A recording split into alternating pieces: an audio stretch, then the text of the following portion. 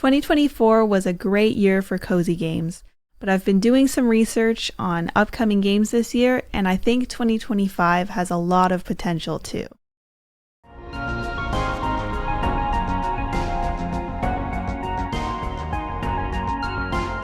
Hey guys, welcome back to my channel. If you're new here, I'm Lo and I like to play and talk about cozy games. A few weeks ago, I made a video talking about my favorite cozy games of 2024 and the ones that I thought were most impactful. And today, I want to talk about my top 10 most anticipated cozy games for 2025. Just before I jump in, I wanted to clarify that this list will only include games that specifically say that they're releasing in 2025. There's a lot of games I have my eye on that don't have release dates yet, and if you stick around till the end, I'll mention a couple of my most anticipated games beyond 2025 as well. Okay, let's dive in. First up, at number 10, we have Grimoire Groves. This is a really cute roguelite dungeon crawler with a lot of cute creatures and magic, and it's releasing March 6, 2025. You'll see as we go on that March is a big cozy game month for some reason. For this game, I played the demo and thought it was adorable. I've also been following the development a little bit on their Discord and looking at some of the cute art they've been posting. This isn't generally my style of game, but because of the cute art and the design, I am looking forward to it. Along with the roguelite elements, there's foraging and crafting, decorating your cottage, and helping out forest spirits. The only reason I didn't put this higher on my list is that I'm not sure that this gameplay loop is something that I would really play a lot of personally, but I really like the art style and I also love the colors and the design of the game. I think it perfectly captures the atmosphere of a mystical but cute world, with almost a little bit of eeriness thrown in with the cuteness. Next, coming in at number 9 is Solarpunk. A cozy survival game in a sustainable solarpunk world of floating islands. This game has a general release date listed of 2025, but as of their latest development update in October, they haven't started the alpha playtest or announced an official date for it, so we'll see. This might not actually release this year. It includes farming, ranching, building, and exploring the world using an airship. And all of these things can be set up to be automated using renewable energy sources like solar or wind. In that way, it's almost like a factory game like Satisfactory or Factorio, but with renewable energy sources instead. It's also multiplayer, which is really exciting for me, but they haven't yet announced the number of people you can play with. Since it's a cozy game, I don't think the survival aspect would be that difficult or unforgiving. And it looks like from what they've released, it's just hunger and thirst you have to deal with. I kind of doubt there'd be any monsters or anything that would kill you. I'm not really a huge fan of survival games. I find some of the survival mechanics a little annoying because I just want to focus on building and making a cute house. So for me, that's a plus, but for others, it might not be. Overall, I think the visuals do a good job at capturing a cozy vibe, and I love the solarpunk genre in general, although I think naming the game that is a little bit on the nose for me. At number 8, I have Tales of the Shire. This looks like a typical life sim, but set in the cozy green landscape of the Shire. And it comes out March 25th, 2025. It looks like the gameplay mostly includes cooking, farming, fishing, and decorating your adorable little hobbit house. I first heard about this one at the Game Awards, and I felt the same way then as I do now, which is that the idea seems really cute and I'd love to play the game, but I find the characters a little bit unsettling and definitely not fitting in with the cozy vibe. But the atmosphere and the housing interiors especially, I think feel very comforting.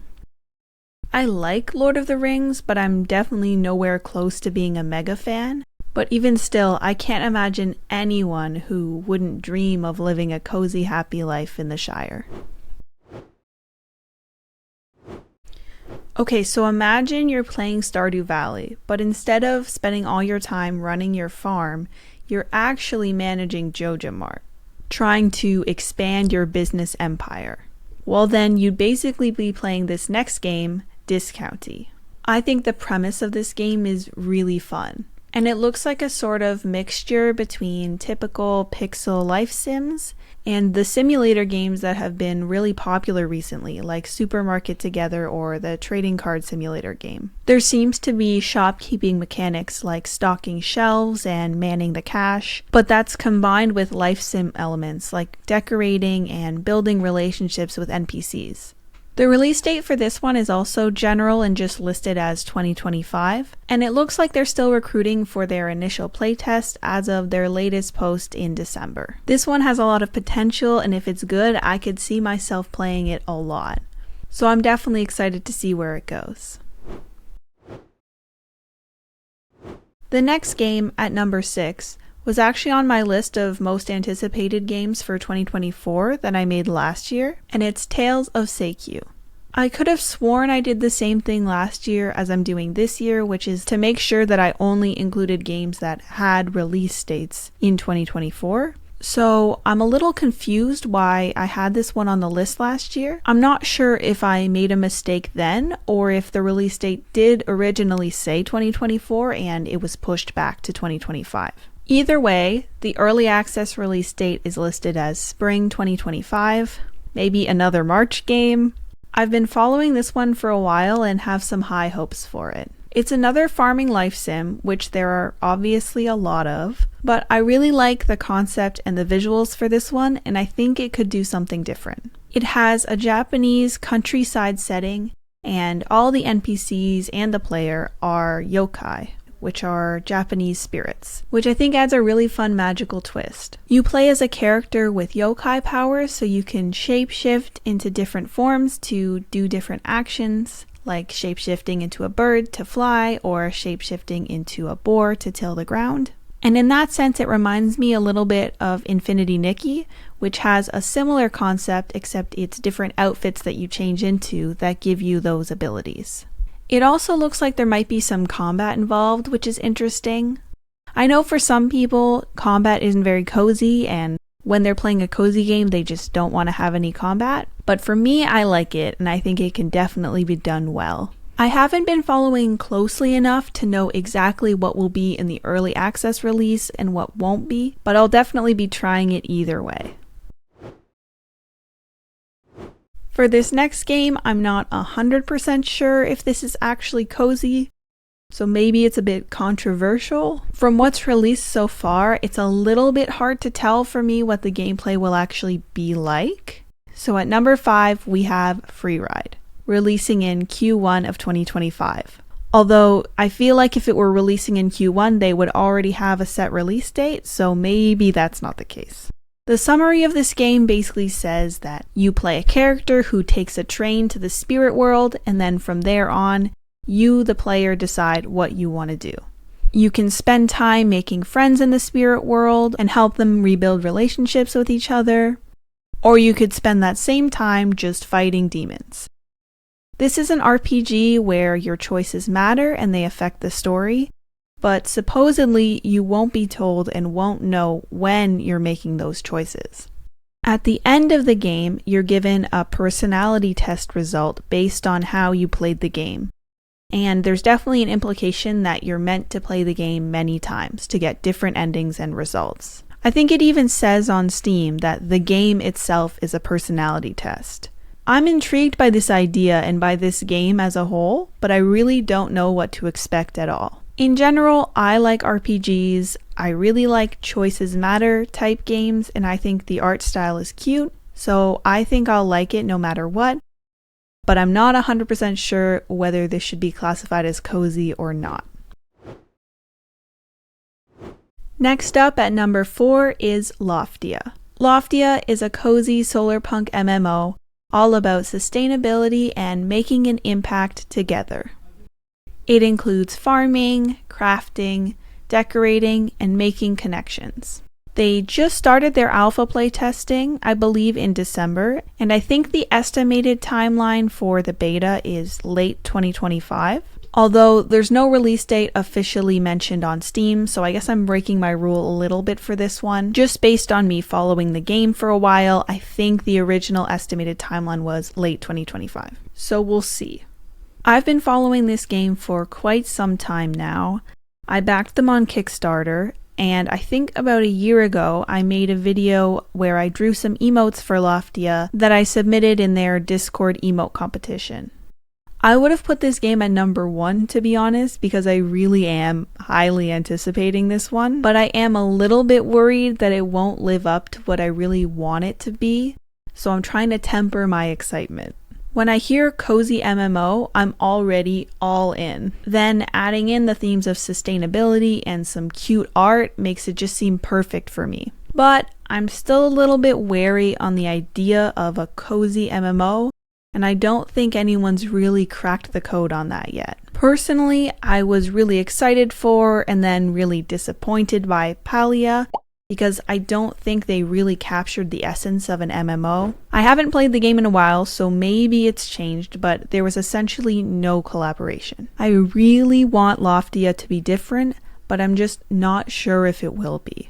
Without combat and raids that typical MMOs have, a so-called cozy MMO needs to have some collaborative aspect to replace that. And to be honest, I don't really think that a cozy MMO needs to be non-combat. Not to mention Infinity Nikki again, but it includes combat and bosses that are not too technically difficult to beat, and I think they're still done in a cozy way. Something like that could be incorporated as a raid in a cozy MMO, and I think that might make it feel a lot more like an MMO. Anyway, I'm rambling. I just have a lot of thoughts about cozy MMOs, and I really want there to be a good one somehow. I will still 1000% play Loftia when early access is released, and I want to love it so badly. I'm just being a bit cynical, and I have my reservations on if the MMO aspect is going to work for me, because I don't want to be disappointed. Coming in at number 3, we have Wish Upon a Llama. This game is about breeding cute creatures like llamas, capybaras, and ducks into various color combinations, while also building relationships with townsfolk. The visuals are really pretty and very nice pastel colors, which just gives me warm and cozy feelings. And the town kind of makes me think of Amoria from MapleStory for some reason. I think it's just because it has grass and a lot of pink flowers, because I don't actually think it looks a lot like that, but that's the atmosphere I'm feeling. So, there are a lot of games like this, pixel-type life sims that are definitely inspired by Stardew Valley, but even if this game disappoints in the life sim regard, I will still have my adorable ducks and llamas and capybaras, and really that's all I need from this. Anything beyond that is just extra. I just feel like there's no way I could have a bad day while playing this game. Just look at it. Now at number 2, we have a game that I only just heard about, but I'm very excited for. It's making me feel very nostalgic. Professor Layton and the New World of Steam, with a general release date of 2025. I think I mentioned it in passing in my last video about the biggest cozy games in 2024, but I love the Professor Layton series. You're just trying to solve little mysteries as a silly little guy with a top hat, and all the townspeople will only interact with you through puzzles and riddles. It's just great. It's very calming and fun gameplay with a cute atmosphere and likable characters. The most recent installment of the series came out in 2017 after not having a new release since 2013, and I didn't play it, but it was not received very well. It had Professor Layton's daughter as the main character rather than him, so I wouldn't have my silly little guy with the top hat. And there were 12 separate cases to solve rather than one overarching story. The new game seems to be going back to its roots, with the 2 core main characters and one overarching game plot. I've seen some people online complain that the new 3D art just doesn't have as much soul as the older 2D art did, and I don't think I agree with that, although I'm a little not sure. For me, I think they did a good job translating the style from 2D into 3D and keeping the same overall atmosphere as they had in the older games. I might feel differently when I play it, so I'll have to see. But either way, I mean, the puzzles are enough for me, even if the game doesn't quite have the same feel. This game will only be released on the Switch, and normally I'm pretty much only a PC gamer. Typically, if a game is a Switch exclusive, I just won't play it. I do have one, but the only games I've played on the Switch, I think, are Pokemon games or Animal Crossing. So a game really has to be a big deal for me to whip out the Switch. For me, Professor Layton is definitely worth it, and I'm very hyped for it. I just love riddles and puzzles, and I get to hang out with my favorite cartoon man with his top hat. And finally, we're at my number 1 most anticipated game for 2025. This one also might be controversial, because again, I'm not entirely sure if it should be considered a cozy game. I'm talking about Wanderstop, which is coming out March 11th, 2025. If you watch the trailer, it starts out as a cozy game trailer. You can see that you play as an ex-warrior who has decided to stop fighting and start a tea shop. It looks like it'll be a game just about running the tea shop and interacting with characters, but then the trailer kind of takes a turn near the end that really hooked me in. Just in case you haven't seen it, I'm just going to play it because I think I won't be able to do it justice just by explaining it. It's peaceful. And what's weird is that I actually feel good. I'm happy. I can stop running now. I can stop. I can stop. I can stop running. This is good for me. I need to enjoy this. I feel good. I'm happy. I'm happy. I'm happy.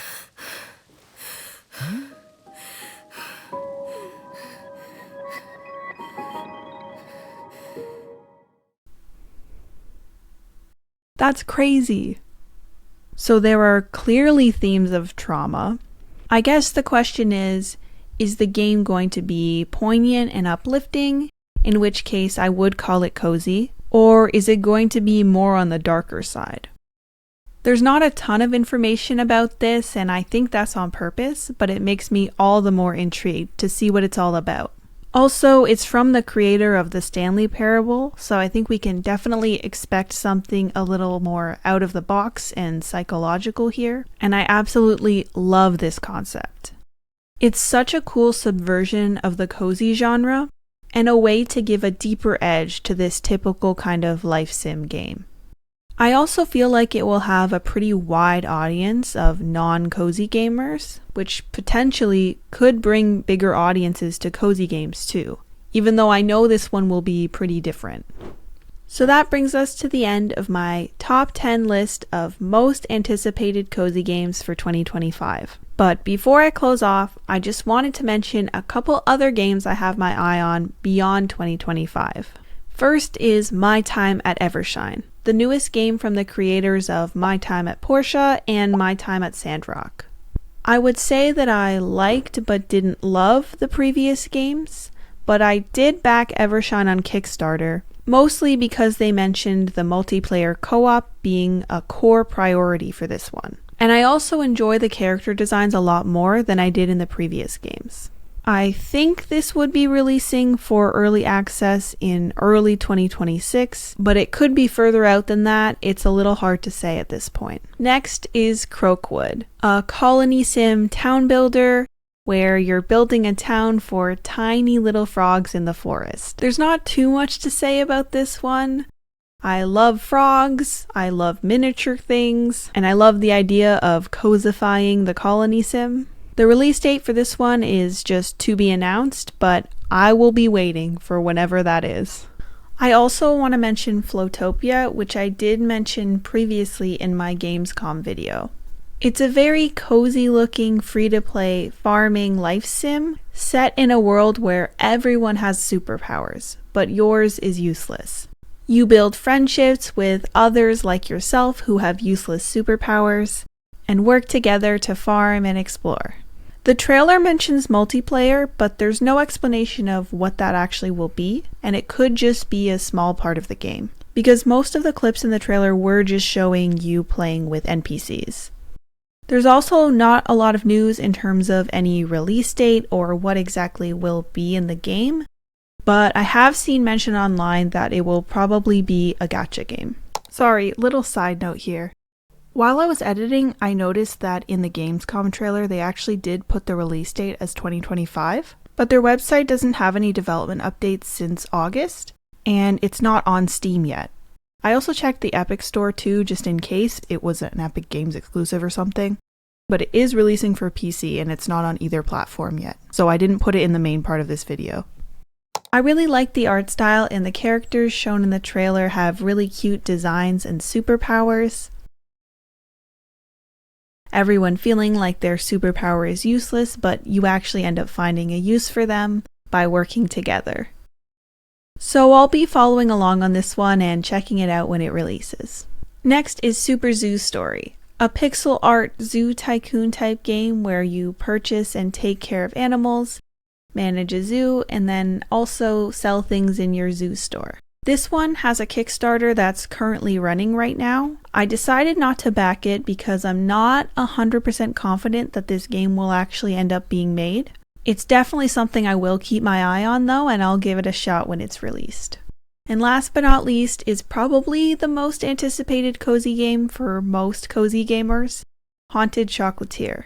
This is a new game in development by Concerned Ape, who is the developer of Stardew Valley. It looks like it'll have a lot of similarities to Stardew, but a more eerie, creepy vibe, which I really jive with. And obviously you're playing as a chocolatier rather than a farmer. This is definitely a big one in the cozy gaming space that a lot of people are looking forward to, but it'll be a long time before it's released since the developer is working alone and he's also still continuing to make updates for Stardew Valley. But I'll be here waiting for whenever it comes out. It could be 10 years from now in 2035.